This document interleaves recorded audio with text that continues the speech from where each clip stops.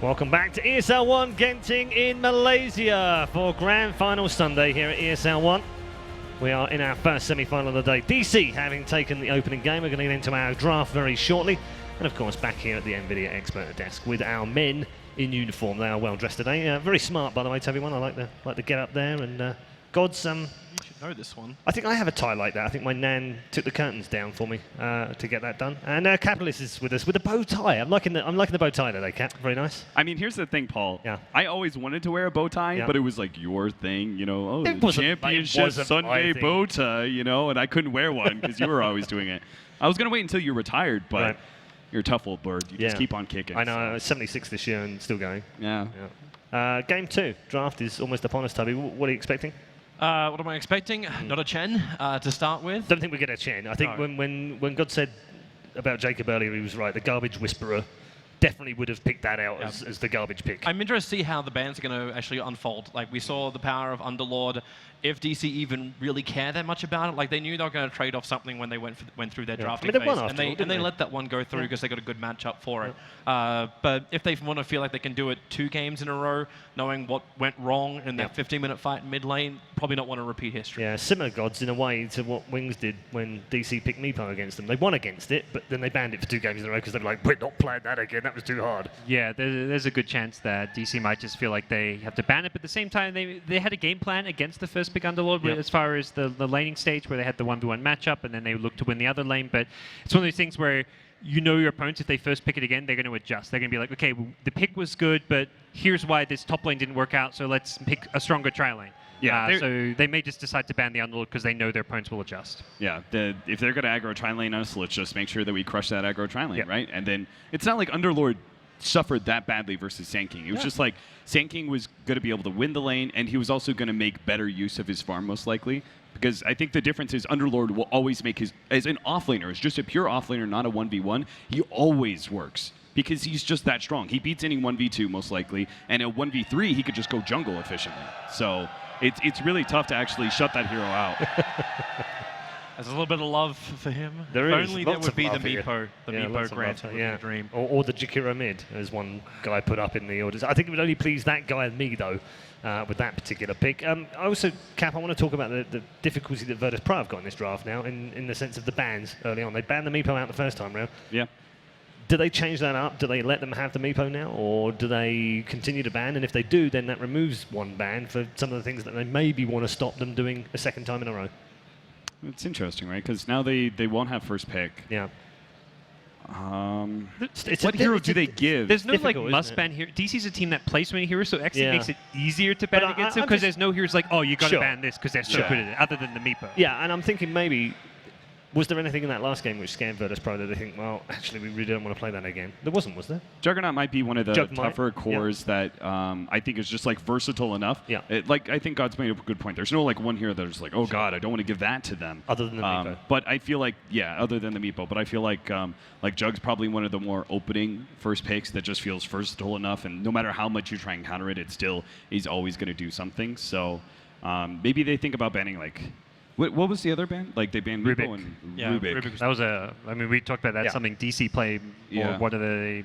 Oh, sorry. The Rubik was banned by DC themselves. VP banned Meepo and. Maybe they try Darkseer? and get if Was it? Trying to think now. so. This wasn't very long ago, and somehow 4 of us have not managed to remember. I'm sorry, I was thinking about something else. What are we talking about? The first bans. By They banned away, by VP. They banned Meepo and one Rubik. other. Rubik was banned by DC. By DC. Yeah. Yeah. Was it not the Darkseer? Could have been the Dark Scene. I don't know. Anyway, but it's like it's an entirely different banning scheme, right? Yeah. Because this time around, it's VP have second pick.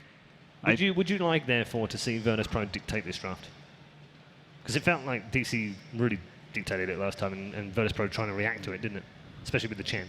I think I don't disagree feel? on that. I think VP were trying to dictate their 5-man group up push, but Yeah. DC responded throughout the draft. They saw what was being put together, and then they were like, okay, we can counter this by winning the lanes. I mean, Yeah. obviously, DC focus on lanes normally with their draft anyways, but they set the aggro tri lane up. They had That's true. they picked the Shadow Demon first to pick. We even talked about like, oh, Shadow Demon's the one of the 3 SD, Mirana, and Luna's that doesn't seem like it's all that strong. But one of the things it is still good at is aggro tri lanes. Yep. Here we go then. Oh, the Drow was banned last The first game, ban Ban. for both is Meepo Drow, yeah. and the Nugget is gone as well. That was last time as well. Yeah. Same ban so far. So we'll see if the Rubik gets removed as well. Or I think DC this time around maybe leave the Rubik out there and they can first pick the Rubik. VP are less likely. Maybe they still pick up the Luna, but They still ban. oh wait, VP has first pick. Yeah, remember they're the other way around. It's the bug in Dota 2 right now. So Wait, that means that, well, because it changes preference, selection preference, so that means they chose, Yeah, who they chose? chose side instead of pick, or vice versa. Maybe DC Yeah, chose that's really Radiant. interesting. We don't know. Yeah, it could have been that maybe like VP chose first pick, and then this time around DC want to keep the same drafting order. they weren't chose that- Radiant, which is really They weren't that scared about it then. The Okay, so we're in DC chose Radiant. yeah. So that means VP would have chosen first pick game one, and then Yeah. DC's like, we don't care about first pick, second pick, or maybe they wanted second pick, so they're like, well, let's take Radiant, and we get second pick as we want to. Yeah, and then you can pair off.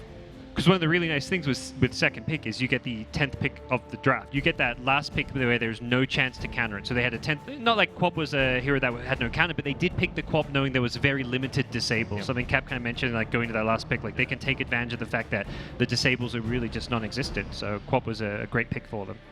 Do they go the same draft? Do they go Shadow Demon, Sand King? Another Why offlaner that not? values the 1v1, I think, is that's not banned is Legion Commander. That hero's been either like 1-2 banned or just hasn't been. Yeah, seen, it's been ignored a right? lot, hasn't it? What's another offlaner that really likes 1v1s?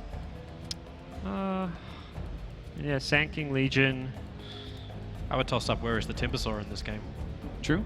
You could give. So- You can pick up like. You can maybe try and pick up a 3/4 Timbersaw or something. Well, are they getting Okay, the well, SK? just carry on replaying the last draft. Well, do we get the Luna and then we will actually make it complete? Are we 8 for 8? We're about to find out.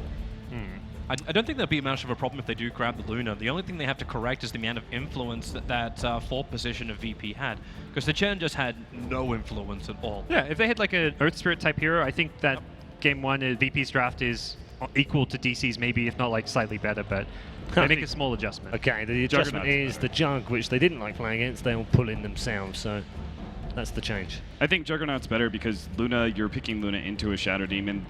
Juggernaut has, I think, just a little bit more, like he just feels better as an all-round hero, right? Like he doesn't care too much about Sand King. If there is going to be some sort of aggro tri lane, Juggernaut can, Juggernaut's a tough hero to try and put pressure on. One misstep and you get spun on and die. That mid-game gel is now getting better as well for VP. You got the sustain that comes out from the Juggernaut, not to mention like then Underlord's influence, which we saw previously. Yeah, we talked about it. Like it would have been a perfectly fine third pick for VP, excluding the fact that they would have revealed all three of their cores. They've actually right? played this very nicely as well. Having taken the Jug, they then had the next ban, which they've taken away the Luna, so... And you can see where Digital Chaos then turn their attention. Take out the Ogre, take out the Disruptor. Don't let VP have those supports which are going to punish them if they do want to go aggressive, or if they just want to run the SK by himself on that offlane. Yeah, we'll likely see VP pick up at least one decent, strong laning support. If there is going to be the Jug in the safe lane, at least they've got a sustainable carry that does a bit better than the Luna. But something nice with the Jug is you can send it to the mid lane if there's something else they want to be running in that safe lane role. As long as you get the better matchup. we talked so much before the series began. I'm just like, it's the mid matchups. Who's really going to get on top of it? And then you get Tiny, who doesn't have a great time up against the Queen of Pain. We didn't talk too much about the Tiny. What sort of impact did you feel it had, Cap? Not enough, obviously. Yeah, Tiny, it was kind of interesting. The Juggernaut, his split push, spin, and that whole idea is really tough to deal with. But we saw when he tried to push for the top lane tier 2, like Tiny was one of the few heroes that can actually like stop that, stop the spin TP out that's so notorious. So there was like that part was kind of cool, and I think they needed a bruiser that was somebody who just like heavy stuns and nukes, because again there was the problem like you are very much exposed to squishy mobility heroes. Like you need to be able to do something like that. I thought like that kind of lockdown aspect of Tiny was really good.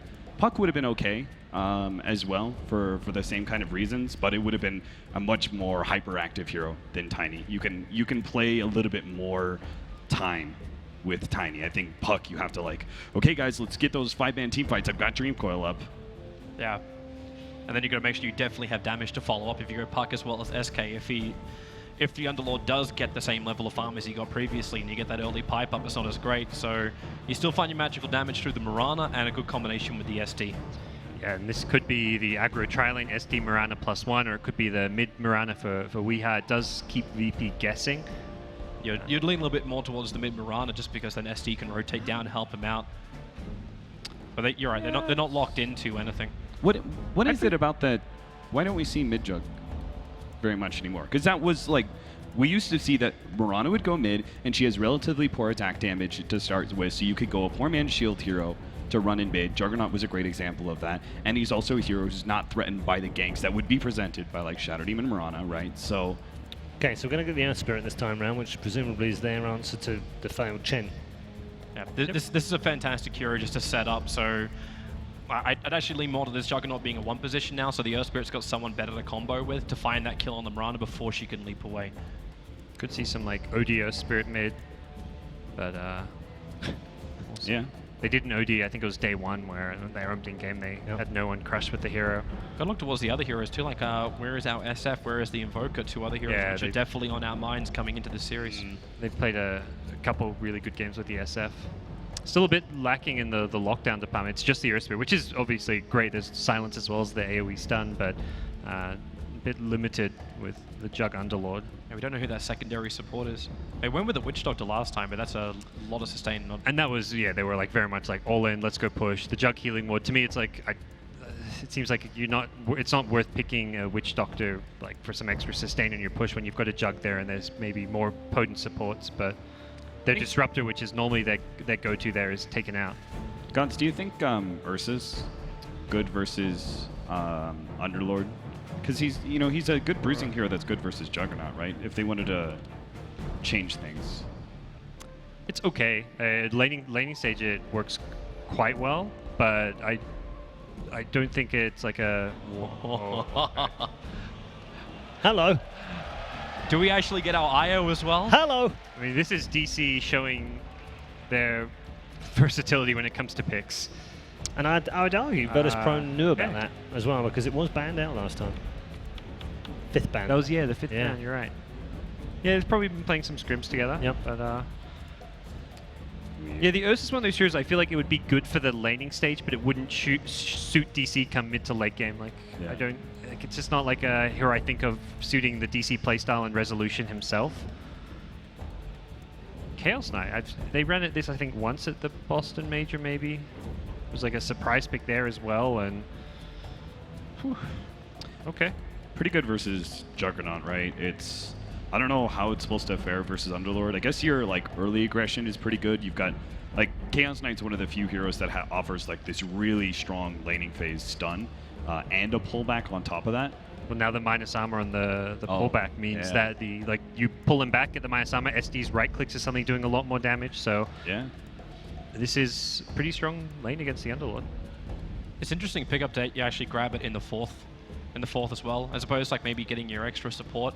Like you're not going to ban out the Chaos Knight in the 5th more than likely. Well, they did last time. They want to also keep. They also want to keep them guessing as far as the Mirana goes, because this could still be a support or a mid Mirana at this point. So they're looking to, again, they've got the final pick of the draft. They've got the 10th pick, and if they see an opening to run some kind of mid hero that can just win them the game and not be counted other than Mirana, they've got that flexibility to do so now, because they can do SD, Mirana, Chaos Knight. They can aggro tri-lane with those 3. They can put the Sand King safe lane and pick a mid to beat an Ember Spirit, because Ember Spirit has got a number of heroes that counter him. Mirana is definitely not one. How does Ember fare up against IOCK? Not great, but... Has he got an Invoker player? I mean, Invokers, that's what I was thinking. I was thinking heroes that match up well against the Ember mid 1v1. But Invoker could be very susceptible to the Earth Spirit ganks as well. And Virtus.pro know how to play Invoker as well, so presumably they know how to keep it quiet, so... Let's see. I actually thought VP was going to pick the Invoker. I thought so too. I thought that was going to be a clear like DC 5th ban, so VP would need to pick it up. Yeah. The Quaswix EMP Invoker is really good versus Chaos Knight. Well, the Wyvern's banned. Protect the CK illusions a bit, and just there's going to be illusions everywhere, so that Winter's Curse can be pretty powerful. Wouldn't be the best support duo with a Winter Wyvern Earth Spirit, but I think they're more focused on that mid to late game where VP often prioritize their draft. Why is Ember Spirit good here? Like, why is Ember Spirit good against, like, the Chaos Knight? If it was the old Battle Fury builds, like, a physical damage build, I would feel a little bit better about it. You could still look at just the Spellcaster Ember. Yeah, I know it's going to be a Spellcaster. Is that good? I don't look at it as like Ember being like a counter to too many of these heroes. I look at more just Ember being a much stronger hero now with this new build and something that VP see value in picking. I think the hero is a lot better now with his new Veil and spell damage going everywhere. We's just looking at the heroes and flicking his finger at the screen and telling Misery, just give me anything. Yeah. If they didn't have the Underlord and Earth Spirit, I'd say, like, you know, switch things up, go like offlane mag or something, you know, to give us that big boost to Juggernaut and Ember Spirit. And you can see VP actually thinking that, there's a good chance this Mirana could be a support. They ban Ursa. Again, they're protecting their mid lane. The Ursa is a hero that destroys Ember Spirit mid, and they just want to make sure they take out some of those problem heroes for no one. So if you want to switch that up, what heroes do you think are better? Like, do you think Timbersaw mid is possible? A Lion. Haven't seen a Lion this tournament so far. He's really nice against CK Illusions, gets rid of them really quickly, and it is your burst damage to get that quick kill. Lockdown, it prevents any kind of last. Well, I mean, they've already got a decent amount of lockdown now with the Ember as well, but it's your instant hex. Like they needed something that was like instant control. Yeah, I'm not. The Invoker Paul mentioned kind of works as one of the better Ember counters mid if you want to look for a lane dominator, but if you don't see any of that stand out, you can still just look to put that Mirana there. Invoker though. Yeah. It is. There it is. Okay. Crowd are excited. They know what's coming. We know what's coming. It's 1-0 DC. They're one game away from the grand final. Can they take it? Let's find out as we head back to our commentary team. Take it away, gents. Thank you very much, Red Eye. Indeed, we're getting ready for this one. VP versus DC. Some very exciting picks coming out here to finish off the draft. That's CK and then the Invoker picked up. Once again, this hero that's being looked at the moment as just a way to deal with Ember Spirit, man. I really like the Quas Wex build. I wonder if he's going to do it. It seems much stronger than Quas Exort now. And the Chaos Knight is the biggest surprise to me. I mean, kind of on the lines of the CK, in your mind, why go for the CK here? It's as you mentioned before, it has a lot of strengths, but why in this situation? And why at the 4 pick? Why not save it till last? Maybe they think it's a very good matchup versus the Juggernaut. Maybe they just wanted to confuse their opponent. VP are probably like, why did they pick Chaos Knight? And they actually picked 2 heroes that are good at dealing with illusion spam. The Ember Spirit with even a Maelstrom build, I think with the spell damage build, is decent enough. And then the Lion with his +3 mana drain target at level 25 can deal with Phantasms quite easily. So I wouldn't have been surprised if they did put the CK in a support role because of the way to deal with the illusions, but it looks like Chaos Knight will be picked up by Resolution. I don't know, it looks, at least for the time being, they're going to intend on doing a similar sort of lane situation as they did in Game 1, looking to run the aggressive against the safe lane of VP and trying to find maybe that 1v1 matchup once again for Moon versus Pasha, just as we saw in Game 1 on that bottom lane. Already though, I don't see a smoke up here from DC. We'll see if they get any action with it. Maybe anticipating a sort of movement from VP. They've been doing that movement a lot. The one moving down from the top, where top power rune used to spawn. 30 seconds to I mean, is this looking for a kill, or is this just kind of protecting yourselves from a movement? Well, they can get first blood on top. It's a pretty hard bounty rune to contest from the south side because you have to walk through 2 flights of stairs, but from the east side it's a lot easier because you're already on high ground. He's got to be careful. Saxa, he's going to find this. This should be an easy kill here for DC. It is an Underlord, but level 1, they've got the damage to deal with him. As the smoke pays off, and just in time to take that bounty rune. They will kind of lose the bounty rune on the bottom half, so it is still two runes going either side, but of course well worth it for DC. Getting that first blood, and also kind of revealing the lanes. They know that VP's kind of switched it up. They've put Pasha up top, and already, indeed, DC, they react to that. They say, we want to go head on head, run the carry against the carry, and put Resolution down on that bottom lane against Ramses. It looks like Saxa is perched in the mid lane. It's a pretty unusual position for Saxa to be in. It's not like he is that strong at bullying out heroes, especially with the Ember Spirit's creep wave being so close to his tower. Maybe he's trying to go for a chicken snipe, maybe looking for the Earth Spirit. Actually, probably is what he's doing. Bottom lane, in fact. Resolution taking huge amounts of damage there. Does have the south. And has to maybe be a little bit careful. Still kind of waiting for the support backup to head down there.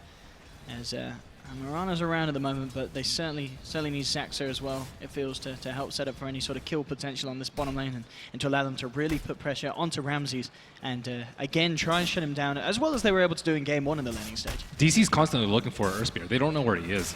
Saxa was hanging around mid lane trying to pop a smoke or just stop a roll from the top side, but Lil was actually just stacking one of the camps. And there we have, I mean, so on this bottom lane, in comparison to the laning stage that we saw in Game 1 where Ramses did suffer at the start, do you think he's going to do better here, down against this trio with the backup of the light? If they can keep eyes on the Shadow Demon, I think he can easily still die to the combo. Top lane, rolling from Lil onto Moon. Not quite enough damage or quite enough control though to deal with him. In fact, Moon turns it around and he's actually manning up on this one.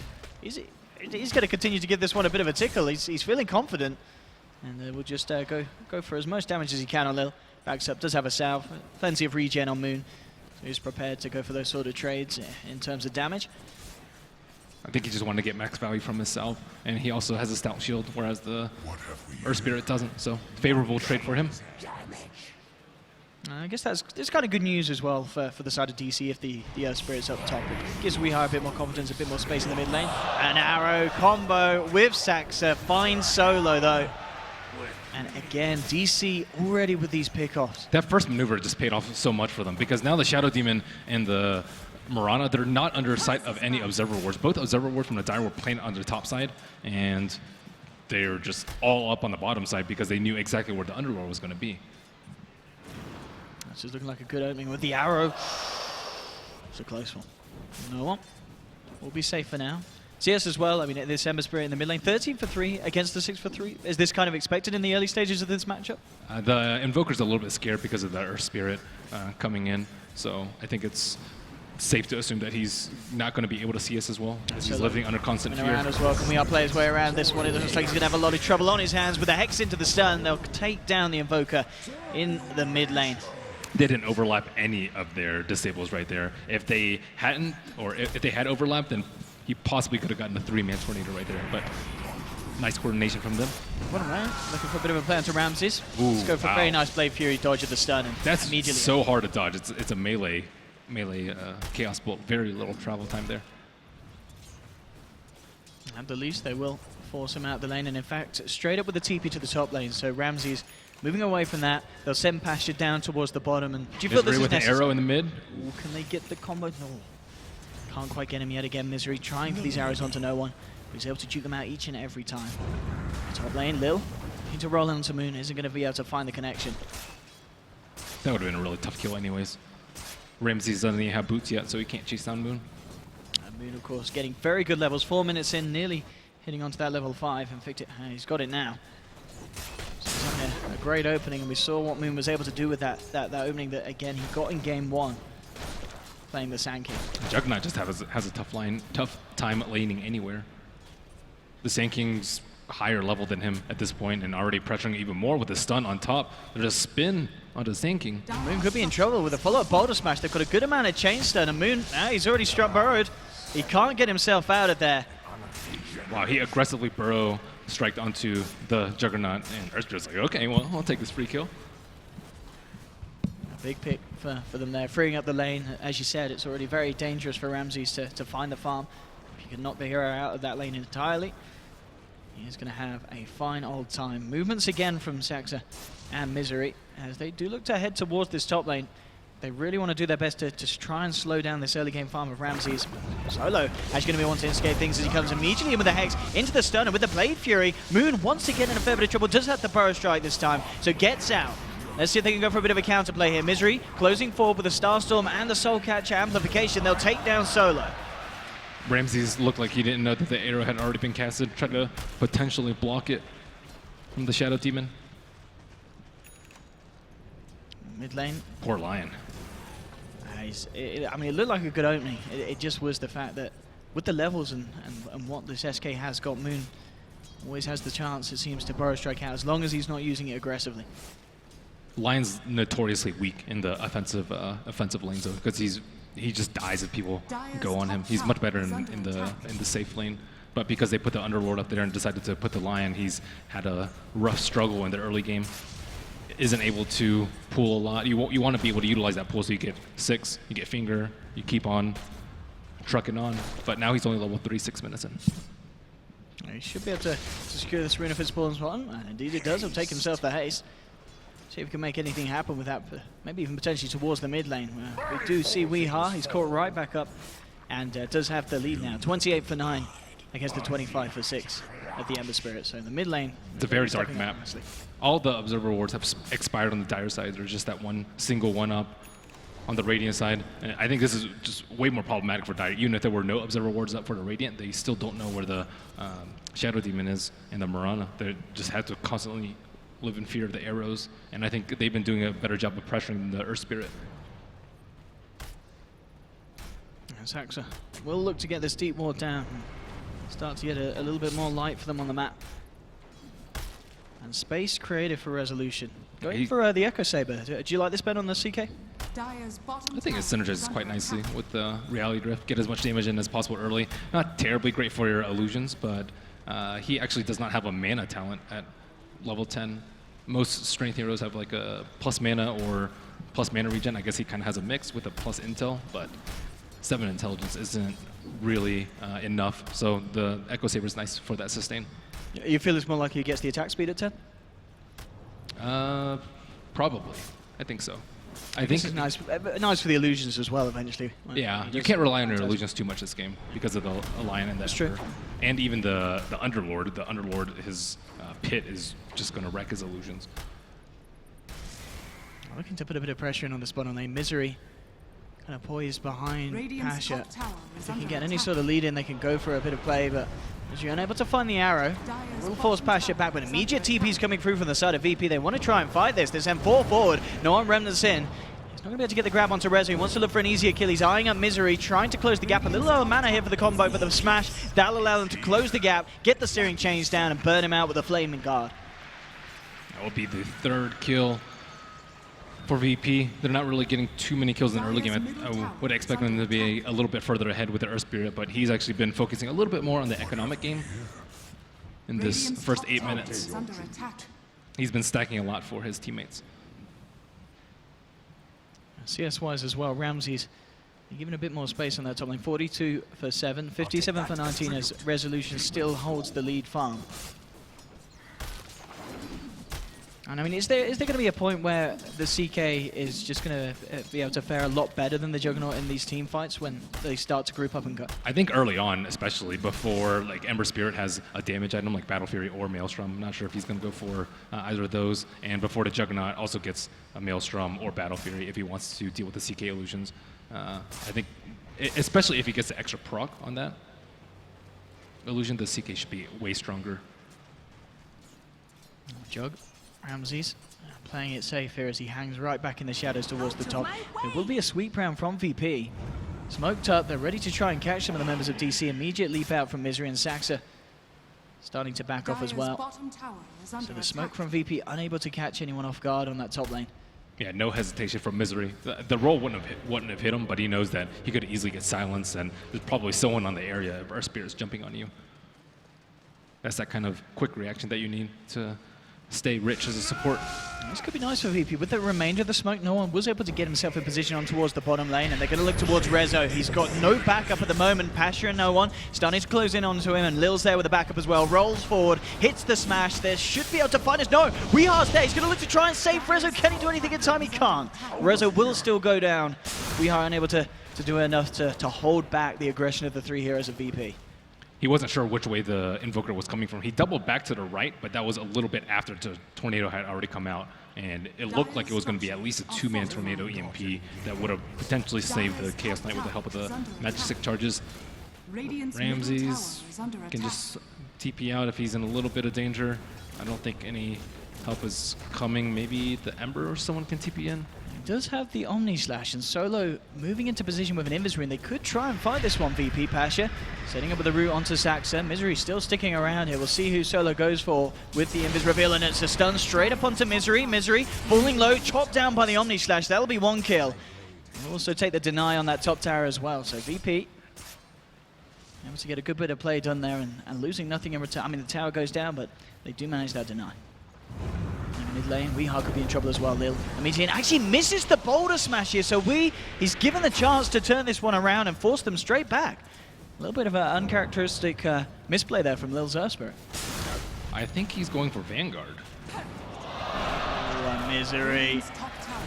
He's had a bit of trouble in the mid lane with the arrow spam before, but with that kind of setup, he's always going to be able to find the follow-through hit up. Do you see Invoker's quick buy? I do, Ben. This is indeed looking to be a Vanguard Invoker. I don't think I've ever seen such a thing. Dire's bottom tower is under attack. I mean, reasons, Ben. What was the thought process here potentially from me? Maybe he's trying to troll us and is Do you think it's just going to be an ATOS? I think that seems more likely. No, he's not trolling, Ben. He's just brought it. It will be the Vanguard first on this Invoker build. I'm trying to fathom reasons as to why he would purchase it. I mean, where does he go from there with the build? Is he going to be a straight Crimson Guard rush, Ben? Does he go all the way? I have no idea. This is It would help his the CK illusions a lot if he were to go for Crimson Guard, but Yeah. Vanguard by itself seems pretty underwhelming. I don't know. Radiant's top tower He must have done this before. I've never seen it. It's a nice setup, but again, it's hard for them to find the follow-through. VP ready with the reaction, straining onto Resolution, jump forward for no one. It's going to be the Phantasm from Rezo as he tries to juke his way out of this one. Good tornado from Wee, holding back the side of VP, so they'll save Rezo. Thinking about coming back in under the cover of Moonlight Shadow, but there is a sentry down on Virtus.pro's high ground. So DC will hold back. Moon now with the Blink Dagger complete. And still level 10, so we'll see if he is able to do anything. He is going to come down towards the bottom, ready to join the fight if it kicks off, but VP already splitting up. And Saxa, maybe having to be a little bit careful in this mid lane. And actually, his Passion has got to be even more careful. He's the one left behind on VP, down on the bottom. Arrow into the epicenter of Moon.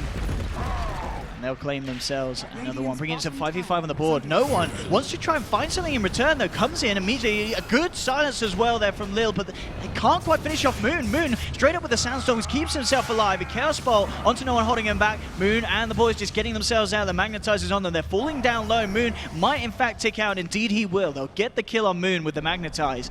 Can they jump forward for anything more? Still 8 seconds until they have a Remnant on that Ember Spirit. Try for a stun onto Wee. Solo won't find it. Now he's got to be careful because this poor old Lion is going to get absolutely squished to pieces. But oh, he gets out the final finger onto Misery. He makes sure he brings someone down with him, Ben. That's a very long cooldown, but Mirana's been taking the majority of the deaths on the on the Radiant side. 3 deaths for him already. Then Vanguard saved the Invoker that fight. He had less than 2 for the HP. After he was down for the Magnetize. I mean, I guess with the Vanguard and with the level 10 talent as well, the plus 125 health, Yeah, it is a tanky Invoker. He's going for a Mjolnir. Different Real kind of different build. I've seen the right-click build before, but usually it involves like Lance Dezo with the Alacrity. So you can right-click towers, but this seems to be a way more battle-oriented where you're right-clicking heroes and not towers. At some point, I think he's just going to be able to right-click, like, let's say, the Juggernaut. I mean, do you think this is just kind of a different way of playing with the fact that Exhaust's no longer any good, so you're going for Causeways, but you, as you said, you still want to have this kind of right-click punching power and the ability to frontline in the team fights? He has a lot of right-click.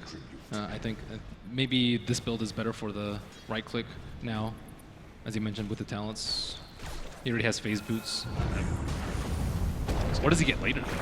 See up top though, Lil with a good initiation onto Moon. They've got a massive amounts of chain lockdown. Is it enough though? Moon tries to burrow strike away, but with the Magnetize on him, he will fall. So VP once again claiming the life of Moon Meander. Radiant's bottom tower is under attack. Bottom lane, Misery getting a bit of space. Needs to be a little careful. Ramses was around, but no way to really close the gap. That'll be a TP from Resolution straining towards the mid lane, in fact, and that tornado setup in the cold snap will allow them to close the gap onto Pasha. Phantasm is going to be needed, really, for the damage to finish him off, and it will be there. No one jumping in, looking for the counterplay. Chains onto 2. Ramses coming across as well. Has got an Omni Slash available, but the Moonlight's out. They will now drop a sentry solo. Here's the stun onto Rezo. Omni Slash comes through. Saxa with the disruption, though. He may just have saved the life. No, he hasn't. The Hex is still there. They will still lose Resolution despite the best attempts, but Moon coming back in with the epicenter. Oh, it's absolutely huge. They didn't expect the Moon Meander. They killed him up top. I don't think they were ready for him TPing straight back into the middle after respawned. What a great disruption from Saxa too. That extra few seconds led to that epicenter from the Zang. Great play. Big plays indeed there from Moon and Saxo indeed, as you said as well. Just buying that extra little bit of time. Chaos Knight that's the second time he's only gotten one illusion too. It would have been a quicker kill on the Underlord, perhaps before he got his spells off. Third time Lucky Ben will see it. So that extra one come out then. A 10-9, yeah, DC really picking it back up there with that fight. Ramsey's still sitting at the top on the jug farm. Alright, bottom lane. So it looks like he's just holding back this Weehaw Invoker, but I mean, as we're mentioning, with this build, it really is very hard for VP to kill Wii, isn't it?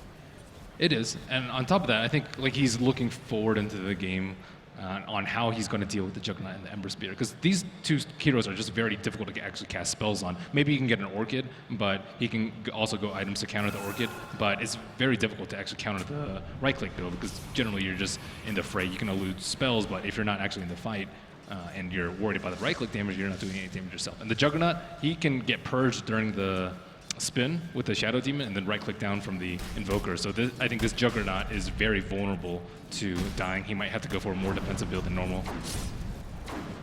But here he picked up the damage talent at 10, probably not expecting to die early.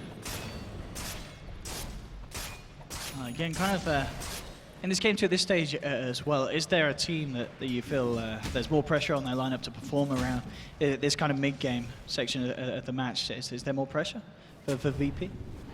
I don't think so. I think they have like stronger straight 5-on-5 because of the Underlord. I just think they really need items on their supports. We've seen Solo struggle a decent amount at this tournament, and this game is no different. Solo, 17 minutes in, no sign of a blink dagger. He has 60 gold at the moment, and they really need him just so they can like kill the Sand King before any spells come off, like stop the CK before he splits so his illusions are all low HP, stop the Invoker from getting his spells off. The Invoker, or the Lion's a very important hero in this lineup, and I would like to see them prioritize his farm a little bit more. Talking about farm, Moon continues to be in a very good place. He's right up top there with the rest of the cores on his side. Hood's now complete on top of the blink, so he's going to be very hard to take down in these team fights, even if they do get the initiation onto him. DC, Smoketown ready to fight. They'll look towards Solo. It should be a quick and easy pick-off. TPs will be coming through. VP want to try and fight back into this one as Lil comes into the midst of it all with the Magnetized Resolution, pots the Phantasm, but Ramses with the Omni Slash of the Blade Fury, it's enough to take him down, and VP aren't done yet. Searing Chains onto Weehaw, the Vanguard, not going to be enough to save his life there. As VP, they'll shut that down, and maybe a little bit trigger happy there from DC jumping in on that line onto the tier 2, Ben? Yeah, they also chose the wrong way to retreat. They retreated towards the shrine instead of retreating back down the lane, and they all just swooped onto them. Juggernaut got that really quick Omni Slash. Lil was there really fast to stun and silence them and make sure that they were easy to pursue. He still plays that sacrificial role, Solo does, even when he doesn't play the Ogre. Absolutely, and it certainly pays off in situations like that. So now the early BOTs on the Ember Spirit after the Veil, they can get some solo pickoffs around the map. Invoker is probably one of the hardest targets for them to kill because of the Tornado, although he's missed a fair amount this game. I don't know who else they pick on. Sand King has a Hood, very similar to his build in the other game, so he's also very difficult to kill. Very interesting to note there indeed. So done before in a pub by Weehaw. You see, he has tried this out. The Vanguard Mion BKB, and at the moment that does indeed seem to be the path that he's going with his item build. It's working out for him. Yeah. He's certainly able to do a lot. We've seen him to be in takedown a couple of times, but elsewise, he's been a very tanky brute in these fights. Bottom lane. How do you even theory craft these builds, though? How do you come up with this idea to get Vanguard on Invoker? You try a bit of everything in this new patch, Ben. You've got to experiment, and we certainly doing that. I don't even think that probably likely not from this patch, because not that many people play Invoker in this patch. Top lane, Lil looking for an opening, gets a lovely boulder smash onto 2 here. Rezo caught out, Moon will come back in, channeling up the epicenter. The Tornado, it's actually going to mean that they dodge some of the damage here. That's going to allow no one to Remnant out, but they will get the kill onto Lil. VP, they may not be done yet though. Pasha drops the pit down. Weehaw turning to fight with this Maelstrom, biting into the Pasha Underlord. Moon jumps forward as well with the Burrow Strike, pipes out Mech as well, but the Demonic Purse drop down from Saxo will ensure that they do find the Underlord kill as well as we picks up a double. It may not be done yet, Rezo. Can he get a grab onto anyone? It looks like he can't quite close the gap, so VP will manage to get everyone else out of there. It looks like he's going for a shadow play on the Chaos Knight. Also pretty unusual to see him go for that. Maybe he just wants to... One of the worst things about CK is his travel time on a stun. It's a long wind-up cast and it's a long travel time, so a hero with instant cast like Juggernaut and Ember Spirit can elude it very easily, or any hero with a Blink Dagger. So Shadow Blade can kind of nullify this weakness. You can just Shadow Blade in from melee range. I don't think you risk the right click. You just go for the stun, and it can be an easy setup because normally they're only afraid of the Sand King stunning them into chain lock. So no one there, kind of teasing around with resolution, but indeed, that's all it's going to be. He doesn't want to stick around this Ember. A lot of danger around the corner behind the CK.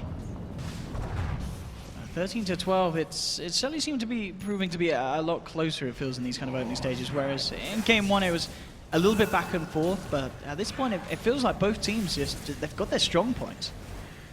Yeah, we have yet to see a team fight really erupt yet.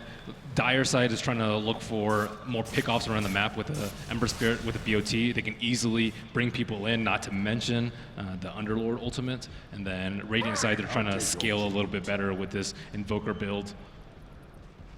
So with the Shadow Blade now done on resolution, does that indicate to you that we're going to see him become more active across the map, or does he need to still continue to get another item before he starts to just go for the plays? Shadow Blade is for killing, or for split pushing generally, but I think in this particular game is to stop the Ember from split pushing. So again, it's not only the Sand King that can offer them the stun. They want to be able to hit him with a 5-second arrow, but you need setup for that. The Shadow Demon just isn't reliable enough a lot of the time. VP ready to set up onto Weeheart. They'll look to go in with the stun. Demonic Purge holding back Solo. Immediately Lil rolls forward. There's the Hexer from Solo as well. Magnetize comes out, but Resolution just manning up into the fire with the Phantasm Illusions. They've taken down 2 members of VP. They do end up losing Weeheart. Omni Slash from Ramses comes through, takes down Saxa. DC retreating under the cover of Moonlight Shadow at the moment. To be very careful. Their resolutions are kind of on the back lines of this all. Moon tries to channel up the Epi, will get it off, was only kicked back, so it doesn't cancel the channel. It's not enough damage to finish off VP though, and Moon, out of mana, could be in a bit of trouble himself, has 5-1 charges. It won't be enough to get him out as Lil Ramsey's there hunting for him. How's he going to miss him here? So with that sort of a Dukan and a blink away, Moon, he'll be back to safety. But overall, VP, they do claim the numbers advantage, taking 2 and only losing the Underlord. I think Lil's been having a great game thus far. Like he kind of salvaged that fight as a T2 tower. He's had connected on a lot of the ganks, killed the Sand King up top, and that particular play too. Reducing a lot of damage from the epicenter with a kickback. You don't see that too often from the Earth Spirits. Yeah, as you said, just really good control of the fights, and pretty much causing DC just to split each and every time he turns up. I think both teams know that this is going to be a longer game now, so you see the supports farming a little bit more. Mirana's fairly close to her Scepter. Solo's like kind of getting there in terms of the creeps. He's like actually able to kill neutrals now. I think the cores are allowing him, because it's going to be a really rough game if their only initiation is Earth Spirit. But Earth Spirit is very close to his Blink Dagger. Does it surprise you that Solo didn't take one of the level 10 talents online? 45 damage or 175 health. Probably, that one's pretty tough. He needs to survive these fights. Like Lil's accruing a lot of gold because he's not dying, but maybe he's holding off a little bit. He wants the max mana drain, I suppose, versus the illusions from the Chaos Knight, but it hasn't really come to that at all. We've only really seen him kind of once break down an illusion push. Yeah, that level 25 talent though. I don't know if he's going to get level 25, but that would. I mean, that certainly would. But yeah, seeing a line at 25, we're going to have to be in for the right long haul. Top lane Moon with quick reactions, jumping himself away from potential death. And in fact, they're looking to tag team Resolution, and he has Phantasm available. Can he get close enough for that? As you said, that kind of quick stun, giving very little chance for any sort of reaction, but it looks unlikely. The fade time would have been just under the ward, so VP, yeah, they saw it. They backed up. They're waiting, making sure that none of them gets caught out individually. And as you said, I mean, look at this. This is Solo farming the lane, and his team kind of hiding in the trees, keeping him safe. Getting that farm. They need that Blink Dagger. Yeah, it was kind of apparent when at like 20 minutes he had nothing. And I think one thing that DC is doing really well this game is taking away from the strengths of VP, which is illusion clearing. Ember Spirit and Juggernaut, they can both build Cleave and deal with it. Juggernaut already built a Maelstrom a little bit earlier, I suppose, than we might see. And if they don't have any illusions to clear, like the Invoker is going to be the majority of the right-click damage. The CK is actually building like a more tanky build with the BKB and a more initiation with the Shadow Blade, and he can actually dish out a lot of damage if they just put the Mjolnir charge on him without him having to deal any damage with the illusions. So I think the damage source is going to be not what VP had prepared for in their draft. Going to have an attempt on a play here. The Moonlight Shadow into the Shadow Blade. They need no one to come just a little bit closer, and they may have a chance of catching him. He has a blink. This is going to be really tough. Yeah, already with his positioning, playing it very, very safe. And they won't be able to find anything there. Top lane, Lil will have eyes onto Moon. The rest of the team's coming over as well, so unlikely he does anything with that in regard. So both teams kind of avoiding each other until potentially now, as that's the jump forward. Doesn't get the chains onto Rezo. Arrow back to nick the creep. VP, they're bringing in the force. They want to try and contest this and try and fight them by the looks of it on this top lane. DC, will they stick around though? Already reforming, regrouping, and ready to initiate again. There's Moon with the jump in. Gets the stun only onto Solo. Solo could be potentially ready to turn around for this one. Looks for a good stun onto 2. Will get it. Jumping from no one. Looking towards the sidelines as both Misery and Saxy get caught out by the change. Pasha taking huge amounts of damage. Those Rezo comes in with the illusion. Moon with the epi straight in and the burrow strike onto Solo. DC, they take 2. Can they get any more? No one, already remnants away. Rezo with the Shadow Blade looking to close the gap, but he will be silenced by Lil, so he can't follow through with a stun. Lion thought about TPing there. Well, there goes his dream of a Blink Dagger. He's back down to 150. It's going to be a long, painful road for him to get that online. Indeed, with that buyback holding him back. And DC getting the objectives as well as the kills. Tier 2. Saber Falls actually already. Yeah, VP want to fight, and DC, can they actually hold their own here? They're a little bit low. Wee turns up, man's up. This damage against no one. He's just ripped him to pieces. He'll get fingered. There will be a disruption. Can we play his way out of this? He can. Forces out with the Ghost Walk. He's back to safety. And DC just collapsed straight back in onto VP. They are falling apart. He missed the Earth Spike after the disruption. Saksa, these defensive disruptions have been spot on. And the power of Wee's build is coming. It really is. They get the lockdown onto no one, and he just punches through him. The Flame Guard gets cut through as well by that Mignona burst. It's looking scary for VP. 20-14. You know, it's already one loss down for them. They've got to do something big, man. They've got to pull this back. I mean, what is kind of the game plan for VP now? We also saw them go for a bit of a desperate. It seemed like a bit of a desperate fight defending that tier 2 when. I mean, did they really need to go for that sort of play? They felt desperate because the Lion popped back. If the Lion buys back and then nothing happens, like you're never going to get your Blink Dagger. You'll get like maybe 35, 40 minutes in. But he thought he could pick up 1 or 2 kills and his buyback wouldn't be in vain. I think the fight before that was what really set VP back. They used the illusions from the SD to scout out before. And Lil has found Moon. Could he play his way out of this one? There's going to be a lot of members of VP looking for him, and it looks like too many for Moon to potentially deal with. A Tornado will fly through, but with the change, the Firestorm, they will cut down the Sand King. So VP managing to find Moon out on his own. And don't forget that Juggernaut's still on top of the net worth. It's just, it's a difficult path for his supporting crew. And Ember Spirit needs his Radiance as soon as possible too. He's not really transitioning that well because he's died in the team fights. I mean, is that do you feel that is still the item to go for, even though it's a little later on? The game's not going ideally for the side of VP. Is it just super strong, this magic build still? I think so. I think, especially once he gets his later talents, is really strong. The 15% cooldown reduction, so he does incredible amounts of burst very often. And also, he doesn't need to go for the 8-week cleave build because CK's not the issue. CK's not really doing the damage in the team fights. He's there for lockdown. He's very, very tanky. His HP 2,400 HP. And so, like, he can just man up in the middle and just constantly stun heroes without really a fear of dying, especially with the defensive disruption behind him. You would have liked to see no one go for something a bit more defensive, like a Lincoln Sphere or getting the Blade Mail? Lincoln's or Blade Mail. Lincoln's, I think, would be kind of nice for him, but you can pop that with a Cold Snap, which is instant cast. Reality Rift would also pop it, and then you just get CK stunned anyways. So there's a lot of ways for them to deal with it. Sand King also has 2 items. He's found Ramsey straight up. BKB, fantastic. The arrow isn't going to connect in time, though, but Ramsey's taking too much damage as Resolution rips him to pieces. And now DC may be ready to push down mid pretty heavily. There's nearly a minute without Resolution on this defense. We'll see what VP can do in terms of holding without him in the game. Looks like DC as well will just head straight up to the top. They see the opening. They'll be ready to go for it. What can VP do to stop this? No one. Trying to spam out the chains. Jump in from Lily, gets a good magnetize, but immediately the turnaround is there. Tornado takes him out. Weeha finds one. He's moving in for more. Moose jumps in with the burrow strike. There'll be a quick extra solo. He has to be careful. He's falling down low. But again, it seems he's fine because VP, they just can't continue to jump in anymore. Another chains. Misery ticking down incredibly low there. Keeps himself alive.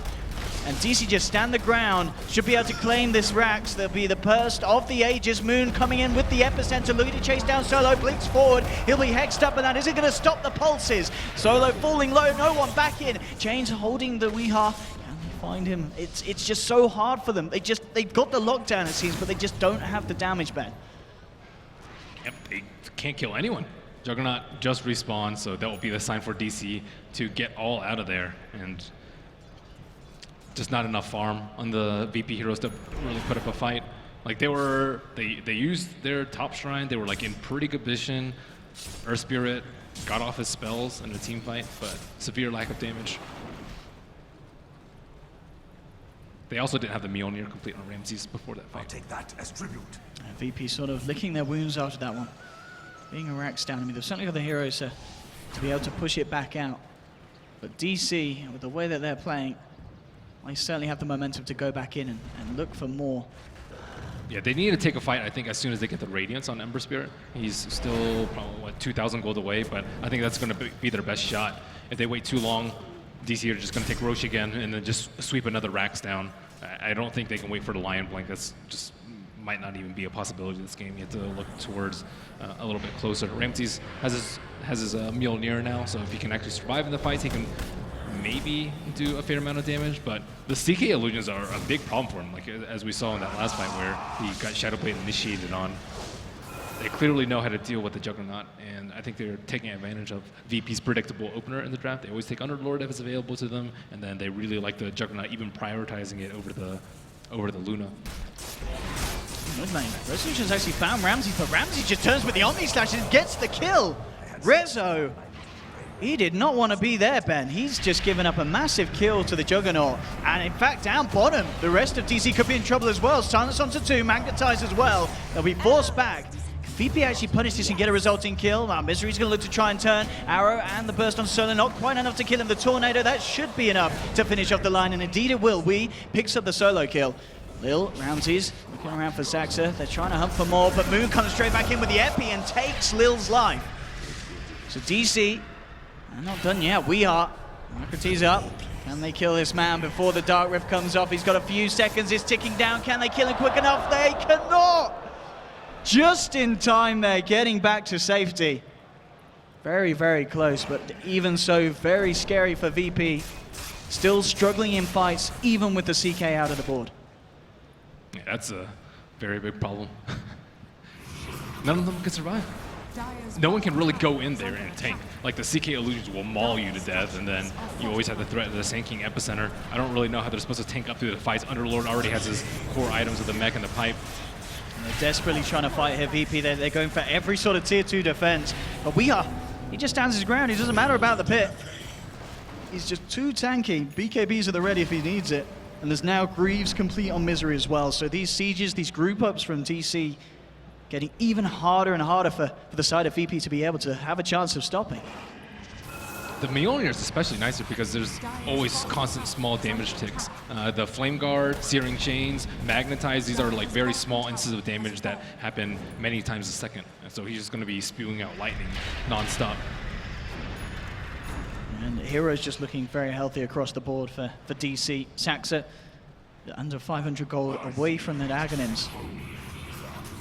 And we've seen already how much these demonic pursues have done in terms of enabling DC to finish off kills. Yeah, I don't even know if like Juggernaut wants to spin anymore once he gets his Ags. Like, you will die, and there's nothing you can do about getting purged 2-3 times. Here we have it once again, Resolution. Shadowblading out, scouting the area, see if he catches anyone off guard on the sidelines. But VP understandably very scared. 4 of them at the moment back in the base. Only no one really who can afford to get out and try and find something from the map. There we have it. I really like the build from Mezzo though. He didn't go for like the typical armlet into maybe like SNY and sometimes Manta style that you see on the Chaos Knight. He knows that his illusions are countered this game, so he doesn't go for like any sort of illusion buffing thing. The Echo Saber, really good on his main hero, BKB, obviously not very useful for his illusions, and the Satanic too. Like these are all builds that, yeah, they make his illusions a little bit stronger. There's like some strength involved in there and a little bit of attack speed, but for the most part, his hero is where the strength of his build lies. We do now have that big item finished on no one. It is a little later than he would have preferred. This is the time. This is their last shot. If they lose this fight, I think they'll lose the game. And then they have the gem right now, so they're kind of all in right before this next Roche. Pretty much the best opportunity that they might get this game. So time to use those smokes. They don't have any vision on the map now. Both sides start. Yeah, huge amounts of dewarding has been going on. But look at this, they always send the CK illusions to scout, so always a little bit of extra information. If you want to take your time to mana drain them like Solo's doing right now, you are giving away the majority of your position because Solo has no mobility, so they know the entire team's around him. So this will be the deciding fight. VP with the high ground advantage here. Moon, he's going to walk straight up into this, and immediately, of course, they collapse onto Moon. He will be able to get out initially to the sidelines, but no one looking to focus him. Actually has to remnant away. There'll be a jump in from Ramses with the Omni Slash. Weehaw falling incredibly low, but not low enough. He survives. Moon comes straight back in. A good magnetize for Lil, but is it enough damage? That's the question. VP, they're not looking too bad in this fight here, Ben. They're starting to force DC to back off, and DC can't quite get the kill this time round. Looks like they themselves will also escape. Apart from Moon. Moon is deep on enemy territory. Can he style his way out of this? He's got the blink. It's going to be TPs across there. They continue to try and chase him, but it looks like they've got bigger issues with the way pushing in top. So Moon will be able to get out. But we are starting to see, with that Radiance pickup and when VP does have a high ground advantage, they can still survive in these team fights. They just didn't have quite enough to push it over the edge and get a kill. They were really close to killing the Invoker. I think he just needed like one more hit on him, or one more crit perhaps, would have killed the Invoker with the Omni Slash. So that fight would have just been disastrous for them, especially if Roshan respawned after.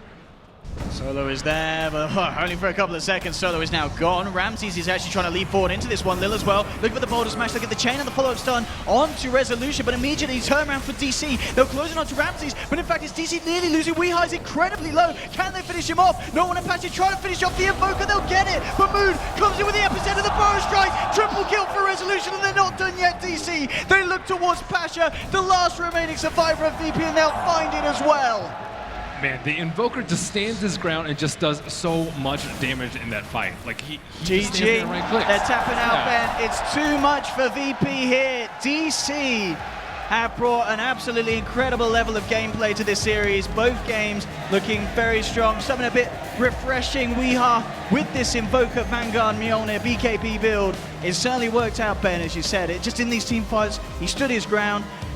At the last fight, they killed him, but what did it matter? They'd all died themselves. Yeah, they all just died killing themselves on the Mjolnir. And I think one of the biggest strengths about DC is that they catch you off guard with the drafts. Like you never know whether the Mirana is going to be like support or core, but also like in the game too. These like, I wouldn't call them like funky, but definitely these unique builds that we see from the CK, from their other cores, just allowed them to catch an opponent by surprise. They like had no idea that this sort of thing was coming.